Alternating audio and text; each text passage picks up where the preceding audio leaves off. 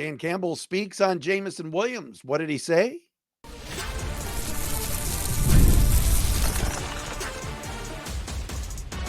You are Locked On Lions, your daily Detroit Lions podcast. Part of the Locked On Podcast Network, your team every day. All right, what's good, everybody? It's a Wednesday edition of Locked On Lions right here on the Locked On Podcast Network, your team every day. Matt Derry with you on a Wednesday, October 30th, and a Halloween, October 31st, and a Thursday tomorrow. Thanks for making us your first listen and checking us out wherever you get your podcasts. Appreciate it. Lions and Packers coming up this Sunday, 4:25 at Lambeau Field. Detroit's won there the last 2 years, but this is a better Packers team. We're going to preview Green Bay tomorrow on the Locked On Thursday crossover with Locked On Packers host and the most hated man in Detroit, Peter Bukowski. Yes, Pete will be here tomorrow. Oh boy, get ready for Lions and Packers. He may surprise you tomorrow. I have a hunch Pete's going to surprise us tomorrow and be nice. I'm just guessing. We'll see. Locked On Lions today brought to you by our friends at FanDuel. You can start the season with a big return on FanDuel. New customers can place a $5 bet and you'll get started with $150 in bonus bets. If you win your first $5 bet, visit FanDuel.com to get started. Thank you to the everydayers that are out there that watch the show on YouTube or listen. A lot to get into today on the program. We have a call of the day. If you want to be our call of the day, go to speakpipe.com/Derry podcast page. That's speakpipe, PIPE.com/Derry podcast page. Leave a voicemail. We will play one of those today. That is our call of the day. All right, news of the day yesterday. And look, I'm not going to spend a lot of time on this. I'm not going to go crazy again. Yesterday, we told you about the Jameson Williams gun story that came out right as we were recording yesterday, as reported by Ross Jones from Channel 7. The Lions have been great with both Ross and the police. Jamo has been great in terms of cooperating. Yes, he was found with a gun in his car with his brother. His brother had a CPL. He did not. They were going to arrest Jamo. They did not. Here's the bottom line on all of this stuff. Jameson Williams off the field has been a headache. All right, whether it's gambling last year, getting suspended, whether it's the PEDs this year, and now this story. But let me tell you something. For as tough as I am on Jameson Williams and how I'm saying this is unacceptable behavior and, oh my gosh, the Lions are so squeaky clean. They've done everything right. Their players are focused on football, and there's one guy messing up. Jameson Williams is not being traded, nor is he being cut. All right, there's people out there on our YouTube page, especially our commenters, and I love our YouTube commenters. I want you guys to comment. I'm tough on Jameson Williams because he's a part of this team. He's a valuable piece. He's a really good player. They need him on the field. We need to be talking about Jameson Williams as a football player, not Connor and Jefferson at past midnight getting pulled over with a gun in the car. But he's not being traded, nor is he being cut. And Jameson Williams will be here next year. The Lions aren't getting rid of him after this year. It's on a rookie contract. The only issue I have with Jameson Williams for the future is, will they pick up his fifth-year option? Today, once again, Lions head coach Dan Campbell had to answer questions because of it. Jamo's doing. Nobody else. I'm not making excuses for him. This is his doing. He's an adult. Is he young and sometimes makes stupid mistakes? Yes. He's made some dumb ones.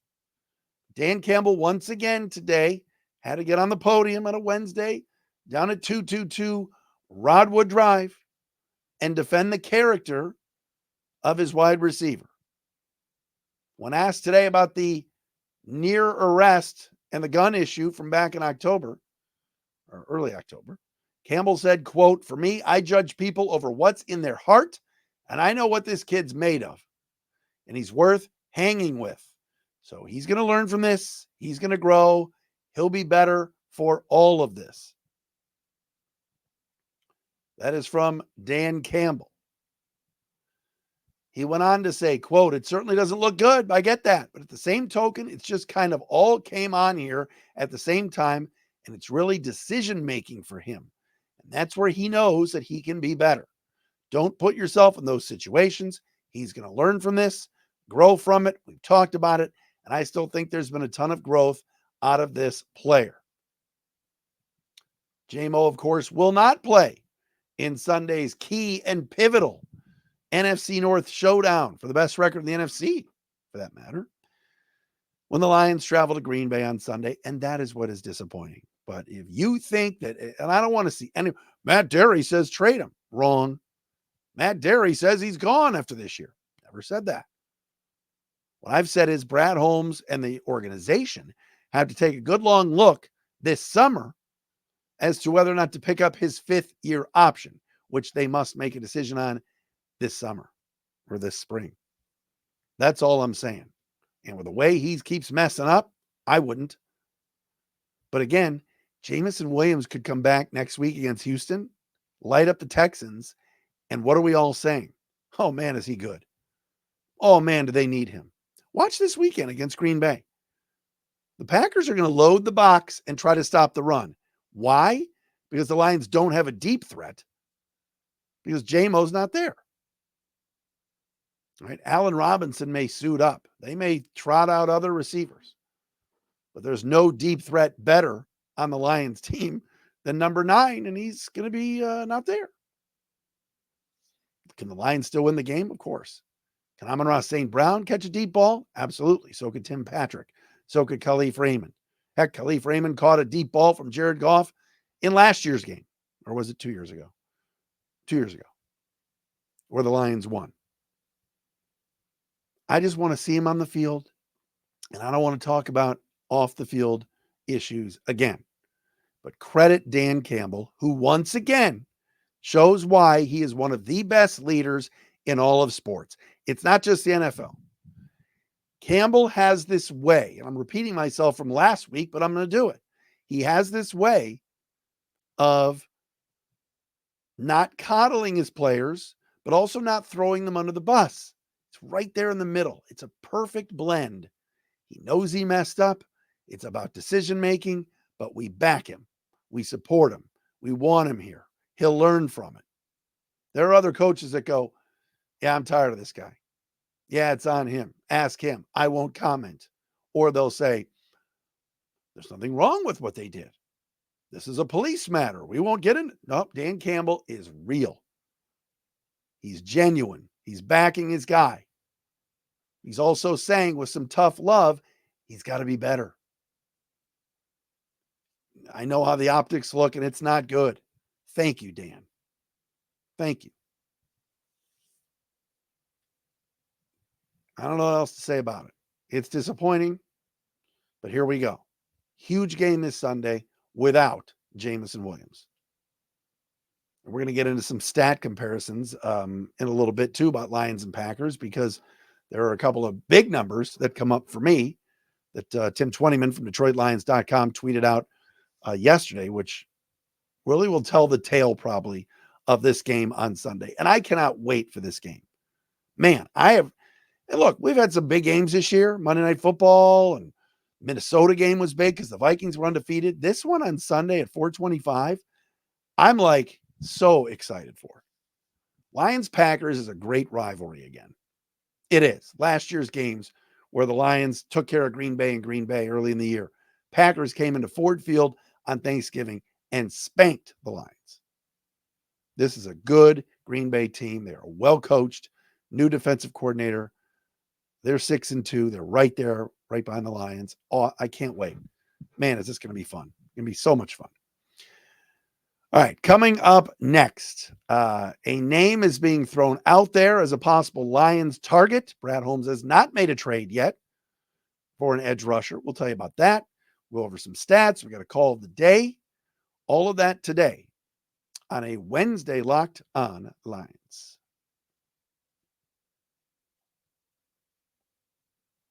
A new sponsor alert, my friends. Listen up. It is Bilt. Listen up, renters. Ever feel like you're stuck in this loop of rent payments, just watching your money vanish into thin air? It's time to turn that rent game around and start earning some serious rewards. That's where Bilt, B-I-L-T, rewards comes in. Bilt is breaking ground as a neighborhood rewards program that hooks you up with points on your rent. Every month, pay your rent and watch the Bilt points roll in. Use points to jet off on a dream vacation. Put your points toward a flight or hotel stay with 500 plus airlines and 700,000 plus hotels and properties. You can also use your points to book fitness studio classes, redeem them through a future rent payment. They're designed to meet your lifestyle. Pay rent hassle-free through the Bilt Rewards app. Your rent game just got a major upgrade. Bilt points have been constantly and consistently ranked the highest valued point currency by the Points Guy and our friends at Bankrate. Earn points by paying rent right now when you join Bilt.com/LockedOnNFL. That's join, JOIN, Bilt, BILT.com/LockedOnNFL. Make sure to use your URL so they know we sent you. Join Bilt.com/LockedOnNFL. Start earning points with your rent payments. Do it today.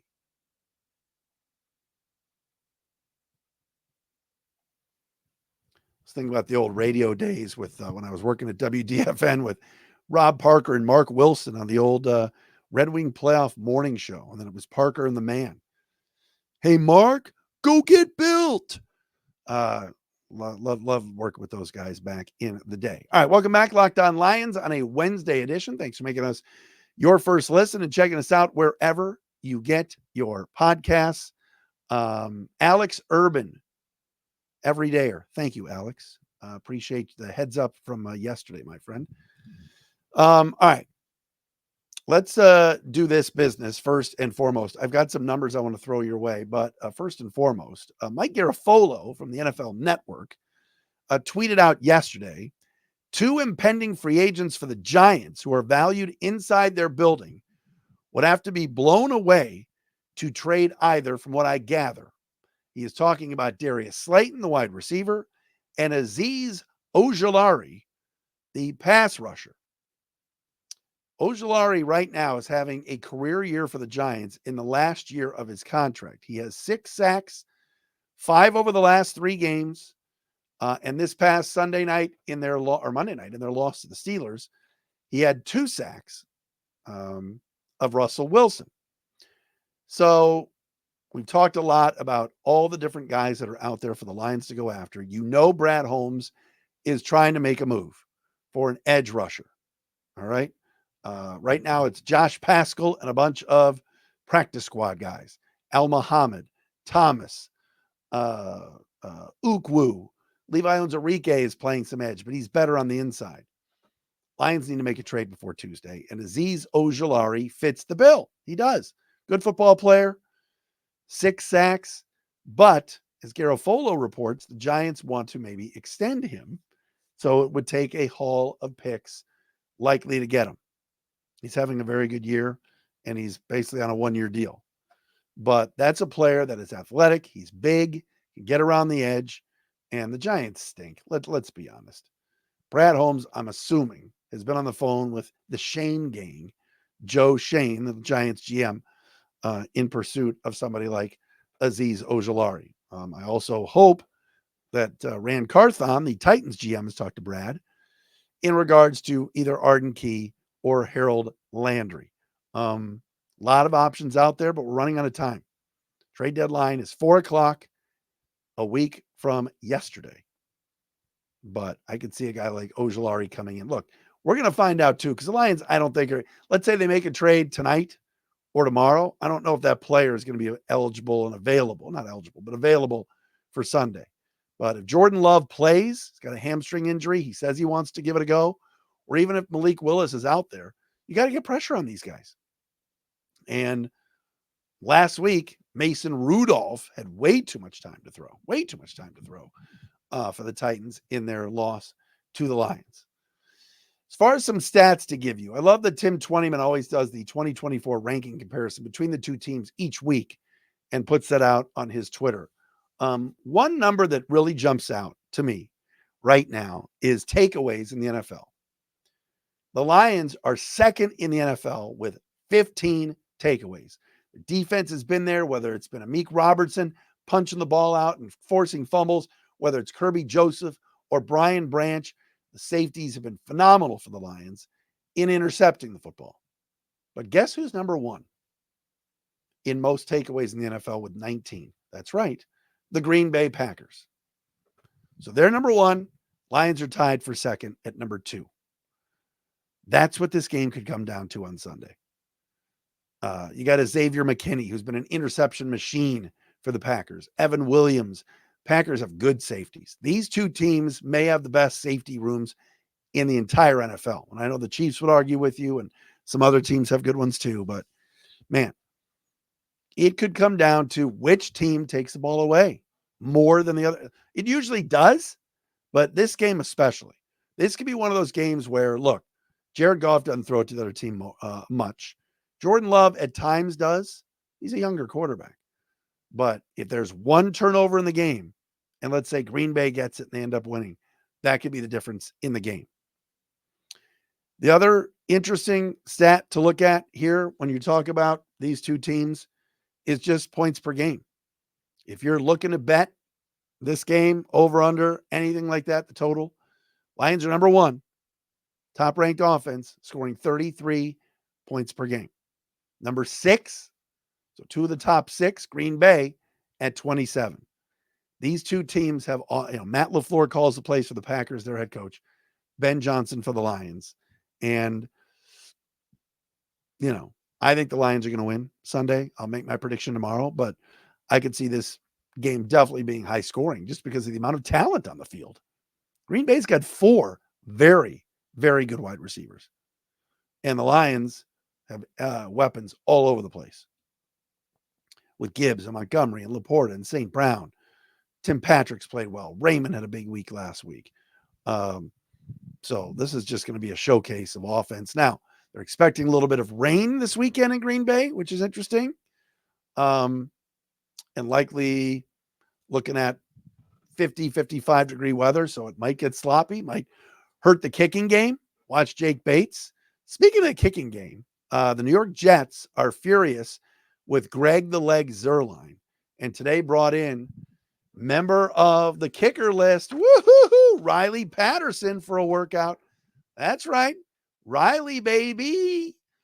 Worked out for the Jets today. Any excuse that I can get to bust out the kicker list. Look, Jake Bates has been great. Lions aren't changing kickers, but any chance I can get to break out the kicker list, I'm going to. But my original point was both these teams have explosive offenses. If it's raining and it affects the kickers, that could be a cause for concern. But these teams score touchdowns. These teams get into the end zone. They've got a lot of talent. Josh Jacobs has had a monster year so far for the Packers. I watched some of that Packers-Jaguars game the other day when Jacksonville tied it up and looked like they had momentum. Packers put the ball in the hands of Josh Jacobs, and he got him down the field. Jade Reed as well, former Michigan State Spartan. So this should be fun, man. 2 very good teams. And tomorrow, Peter Bukowski from Locked On Packers will join us to talk more about it. I just wish Jameson Williams was playing so we can see everybody out there. This could be an NFC championship game preview. I truly believe that. I think Green Bay is legit at 6-2. I know they've squeaked by some teams, beat the Jags by 3, beat the Texans by 2, beat a pretty mediocre to average Colts team by 6. That was with Anthony Richardson. Now, of course, he's been benched for Joe Flacco in Indy. So this will be a fun game Sunday. 425, Kevin Burkhardt, Tom Brady, Aaron Andrews, Tom Rinaldi on the sidelines for the Lions and the Green Bay Packers. All right, let's do a little call of the day, shall we? We will get that in coming up next. A lot of excitement, folks. Can't wait for Lions and Packers call of the day. One of our everydayers checks in at our SpeakPipe at speakpipe.com/Derry, DERY podcast page. But first, Locked On Lions brought to you today by FanDuel, America's #1 sports book, because right now, new customers are going to get a deal. You can bet $5 to get $150 in bonus bets if you win. The FanDuel Sportsbook app gives you everything you need to place live bets on the NFL all in one place. When you get a hunch in the middle of the game, you can check out the latest stats, view live play-by-play, and so much more on the same page where you place your bets. Just visit FanDuel.com to join today. That's FanDuel.com. You'll get started with $150 in bonus bets if you win your first $5 bet. It's that simple. FanDuel.com. Never waste a hunch. Make every moment more with FanDuel, the official sportsbook partner of the NFL. And tonight, if you want to bet the baseball World Series, game number 5 in New York, Garrett Cole going for the Yankees, try to keep their season alive. Do so at FanDuel.com. FanDuel.com, official sports betting partner of the NFL.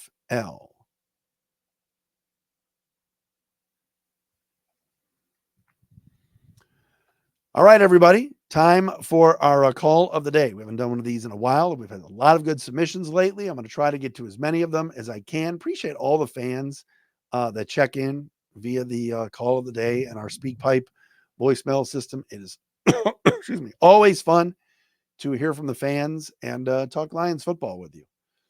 Seems like the Lions have not been home I know they were home this past week, but 4 out of 5 on the road. Next weekend, the Sunday night game in Houston.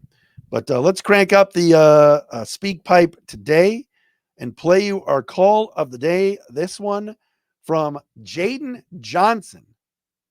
Out of state, Jaden, is our call of the day today, right here on Locked On Lions. Let's take a listen.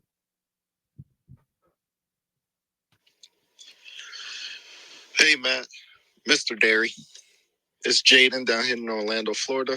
I just started listening to your podcast this year. Happy I did. Shout out to my dad for putting me on. He put out great content. But my question to you is about our run defense. It hasn't been as elite as it should be. Pollard almost had 100 yards against us. Aaron Jones was pretty effective.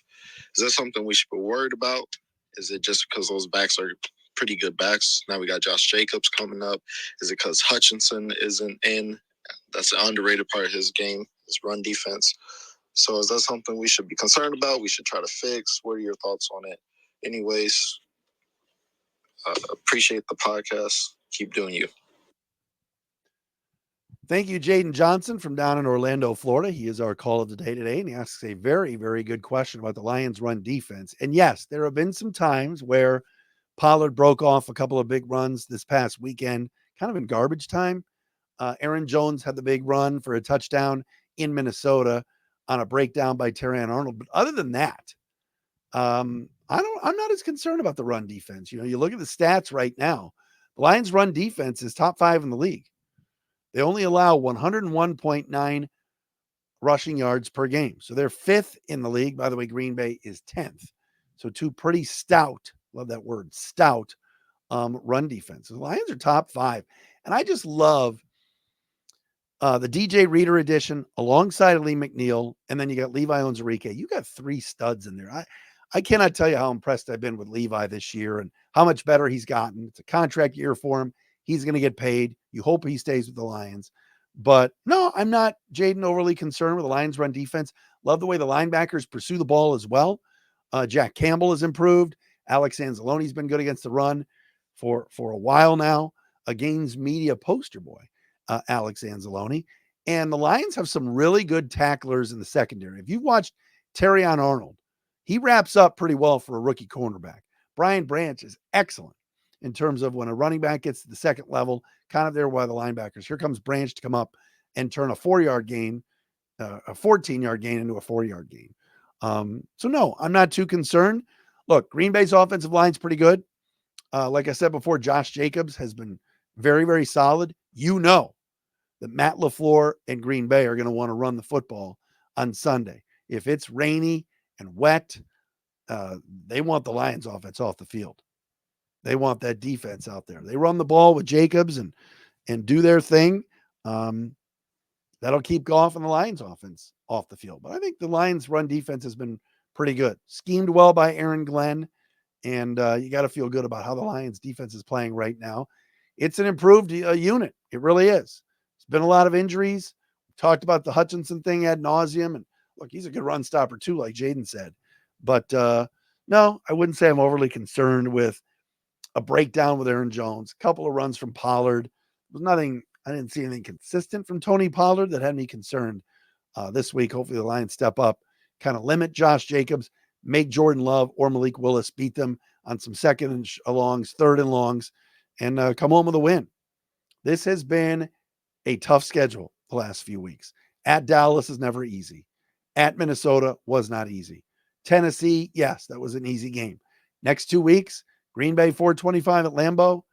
Houston at Houston. That's a 6-2 football team, ladies and gentlemen, on the road for Sunday night football next week. 4 out of 5 away on the road. Lions have passed all their road tests so far this year. Winning at Arizona, winning at Dallas, winning at Minnesota. This will be, as we head up to November 3rd, batting third. This will be the first outdoor game for the Lions this year. You got 2 more later in the year at Chicago and at San Francisco. That Niner game doesn't look as daunting as we saw earlier in the year, does it? So we'll see. All right. Thanks, everybody, for checking us out wherever you get your podcasts. Appreciate our everydayers that are out there. Tomorrow, Locked On Crossover with the legendary, my guy, Peter Bukowski, the most hated man in Detroit. Let's see if Pete behaves himself tomorrow. I think he's going to. I do. Less smarm, more smart from Pete. Let's bank on that tomorrow. But check out the podcast tomorrow as we do the crossover. Lions and Packers coming up on Sunday at 4:25.